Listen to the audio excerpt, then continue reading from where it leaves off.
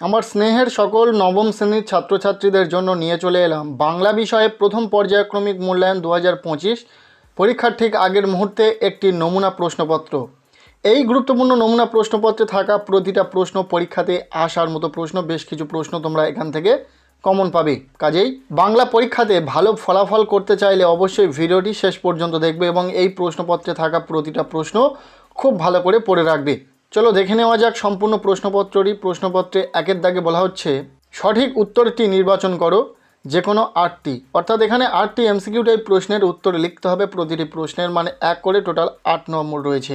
প্রথম প্রশ্ন, উড়িল মেঘ সঘনে চিকুর, উত্তর হবে এখানে থাকা অপশান নম্বর খ ঈশানে। দ্বিতীয় প্রশ্ন, শকুন্তলা তার আংটিটি হারিয়ে ফেলেন, উত্তর হবে শচীতীর্থে। 1.3-এর প্রশ্ন, বিপাকে ভবন ছাড়ি প্রজা দিল রর, রর শব্দের অর্থ উত্তর হবে পালানো।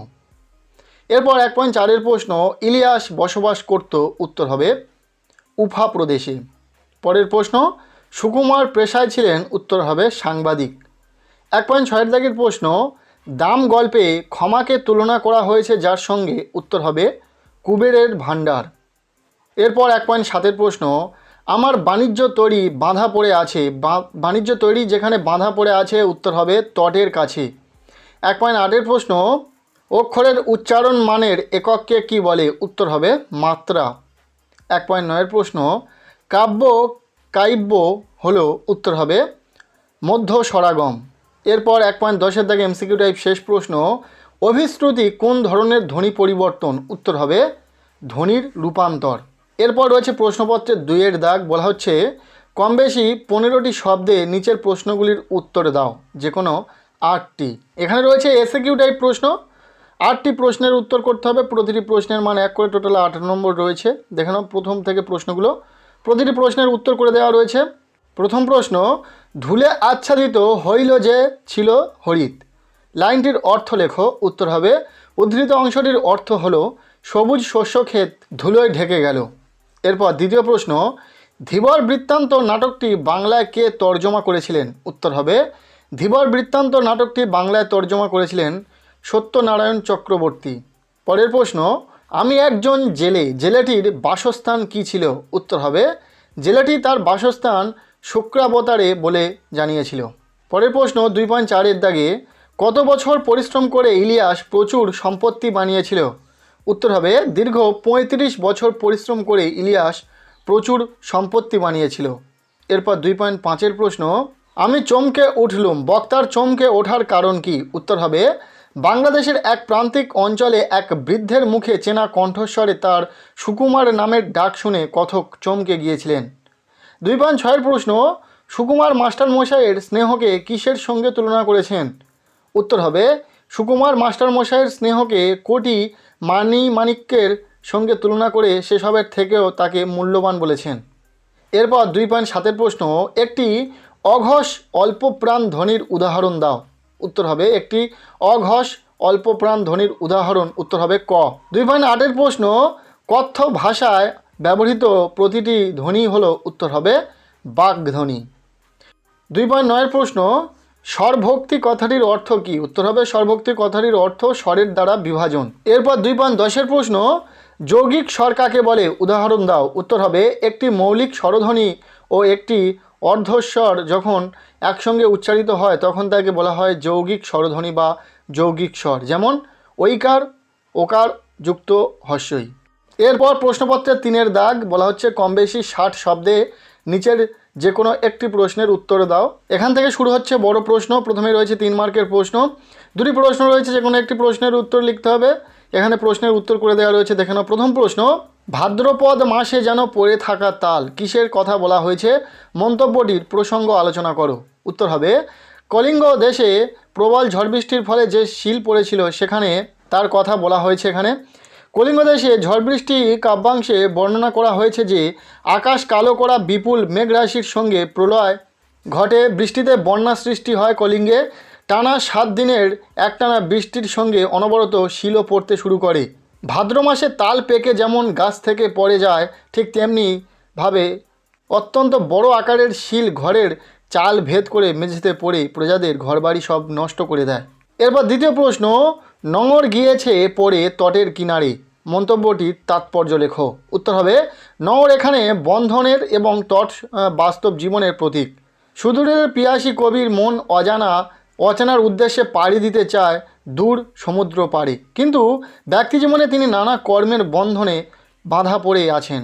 সংসারের বিভিন্ন দায়িত্ব কর্তব্য তার দৈনন্দিন জীবন বাঁধা। কবিমন সমস্ত বন্ধন থেকে মুক্তি চায়, ছুটে যেতে চায় স্বপ্ন কল্পনার মায়াবী জগতে, কিন্তু মন চাইলেও বাস্তবকে উপেক্ষা করে সেখানে যাওয়া সম্ভব নয়। এবার প্রশ্নপত্রে 4-এর দাগ বলা হচ্ছে কম বেশি 60 শব্দে নিচের যে কোনো একটি প্রশ্নের উত্তরে দাও। এখানেও দুটি প্রশ্ন রয়েছে 3 নম্বরের, যে কোনো একটি প্রশ্নের উত্তর লিখতে হবে। দেখে নাও প্রশ্নগুলো উত্তর সহ রয়েছে। প্রথম প্রশ্ন, কিন্তু কাঁদবার জো ছিল না, কাদের কথা বলা হয়েছে? তাদের কাঁদবার জো ছিল না কেন? উত্তর হবে নারায়ণ গঙ্গোপাধ্যায়ের দাম ছোট গল্পের কথক সুকুমার ও তার স্কুলের সহপাঠীদের কাঁদবার জো ছিল না। সুকুমারের স্কুলের অঙ্কের মাস্টারমশাই মনে করতেন প্রতিটি ছাত্রের উচিত অঙ্ক জানা এবং অঙ্ককে ভালোবাসা। তিনি ছাত্রদের প্রাণপণে অঙ্ক শেখানোর চেষ্টা করতেন, আর এর জন্যই প্রয়োজনে তাদের প্রহার করতেও দ্বিধা করতেন না। মাস্টারমশাইয়ের মতে অঙ্ক না পেরে কাঁদার বিষয়টি একেবারে পুরুষোচিত নয়। মার খেয়ে ছাত্রদের কান্না পেলেও তারা কাঁদতে পারত না, কারণ কাঁদলে মাস্টারমশাই আরও রেগে যেতেন। এরপর দ্বিতীয় প্রশ্ন, ইলিয়াস প্রতিবেশীকে ধন্যবাদ দিল, কোন প্রতিবেশীর কথা বলা হয়েছে? তাকে ধন্যবাদ দেওয়ার কারণ কি? উত্তর হবে লিও তলস্তয় রচিত ইলিয়াস গল্পে ব্যবহৃত উদ্ধৃতাংশে প্রতিবেশী বলতে মোহাম্মদ শাহর কথা বলা হয়েছে। সমস্ত সম্পত্তি হারিয়ে ইলিয়াস নিঃস্ব হয়ে পড়েছিল। বাড়ি থেকে তাড়িয়ে দেওয়া ইলিয়াসের ছোট ছেলেও অনেক দূর দেশে থাকতো। তার মেয়েও মারা গিয়েছিল। চূড়ান্ত দুর্দশায় অসহায় ইলিয়াসকে দয়ালু প্রতিবেশী মোহাম্মদ শাহ সাধ্য অনুযায়ী কাজের বিনিময়ে নিজের বাড়িতে থাকা ও খাওয়ার প্রস্তাব দিয়েছিল। তাদের এই চরম বিপদে সাহায্যের হাত বাড়িয়ে দেওয়ায় প্রতিবেশী মোহাম্মদ শাহকে ইলিয়াস ধন্যবাদ দিয়েছিল। এরপর প্রশ্নপত্রে 5-এর দাগ বলা হচ্ছে কম বেশি 60 শব্দে নিচের যে কোনো একটি প্রশ্নের উত্তরে দাও। এখানেও 3 মার্কের 2টি প্রশ্ন রয়েছে, একটি প্রশ্নের উত্তর তোমাদেরকে লিখতে হবে। এখানে আর অ্যান্সার করে দেওয়া নেই, যদি উত্তর নিয়ে সমস্যা হয় অবশ্যই কমেন্টে জানিও। প্রশ্নগুলি দেখে নাও। প্রথম প্রশ্ন, ঘটনাক্রমে সেই আংটি পেল এক ধীবর, কোন ঘটনাক্রমে সে আংটিটি পেয়েছিল? আর দ্বিতীয় প্রশ্ন, বোমযাত্রীর ডায়েরি অবলম্বনে মঙ্গলাভিযানের বর্ণনা দাও। এরপর প্রশ্নপত্রে 6-এর দাগ বলা হচ্ছে কম বেশি 120 শব্দে নিচের যে কোনো একটি প্রশ্নের উত্তর দাও। এখানে 5 নম্বরের 2টি প্রশ্ন রয়েছে, যে কোনো একটি প্রশ্নের উত্তর লিখতে হবে। প্রশ্ন দুটি দেখে নাও। প্রথম প্রশ্ন, আজ দিনের শুরুতে বিশ্রী একটা কাণ্ড হয়ে গেল, ঘটনাটি কি? আর দ্বিতীয় প্রশ্ন, ঘটনাটা ঘটলো প্রথম দিনের ঘটনাটা ঘটে যাওয়ার বর্ণনা দাও। এরপর প্রশ্নপত্রে 7-এর দাগ, এখানেও 5 নম্বরের 2টি প্রশ্ন রয়েছে, যে কোনো একটি প্রশ্নের উত্তর লিখতে হবে। প্রথম প্রশ্ন, কি বিভীষিকায় যে ছিলেন ভদ্রলোক, ভদ্রলোকটি কে? তাকে বিভীষিকা বলা হয়েছে কেন? আর দ্বিতীয় প্রশ্ন, সে একেবারে সর্বহারা হয়ে পড়েছে, সে কে? সে কিভাবে সর্বহারা হয়ে পড়েছে? এরপর এই প্রশ্নপত্রে থাকা শেষ দাগ নাম্বার 8-এর দাগ বলা হচ্ছে কম বেশি 150 শব্দে ভাব সম্প্রসারণ করো যে কোনো একটি। এখানে 2টি ভাব সম্প্রসারণ রয়েছে 5 নম্বরের জন্য, যে কোনো একটি প্রশ্নের উত্তর লিখতে হবে।